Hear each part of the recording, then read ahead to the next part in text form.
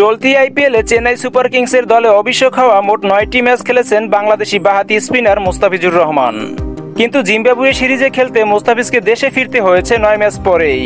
তবে এরপর থেকে মুস্তাফিজকে আবারও দলে ফেরাতে বিসিবিকে অনেক অনুরোধ জানায় চেন্নাই সুপার কিংসের নির্বাচক ও পরিচালকগণ। চেন্নাই সুপার কিংসের মালিক এন শ্রীনিবাসনের সাথে বিসিবির একটি বিশেষ আলোচনায় পুনরায় মুস্তাফিজকে আইপিএল খেলতে পাঠানোর কথা হয়।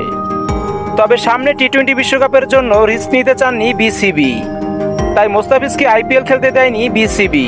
চেন্নাই সুপার কিংসের মালিক এন শ্রীনিবাসন ভেবেছিলেন বিশ্বকাপ প্রস্তুতির জন্য হয়তো আইপিএল খেলতে দিবেন মুস্তাফিজকে, কিন্তু চেন্নাই সুপার কিংসকে দেয়া কথা আর রাখেননি বিসিবি। বিসিবির এমন আচরণ চেন্নাই সুপার কিংসের জন্য অনেক ভাড়াডুবি মনে করেন এন শ্রীনিবাসন। তিনি বলেন, মুস্তাফিজকে নিয়ে বিসিবির এমন নাটক সত্যিই দুঃখজনক। আর বিসিবি এমন করবে তা বুঝলে বিসিবিকে প্রয়োজনে 50 কোটি টাকা দিয়ে হলেও মুস্তাফিজকে আমরা দলে রাখতাম। তিনি সংবাদ মাধ্যমকে সরাসরি জানান যে মুস্তাফিজ ছাড়া আমরা প্লে অফে টিকে থাকতে পারবো বলে আমার মনে হয় না।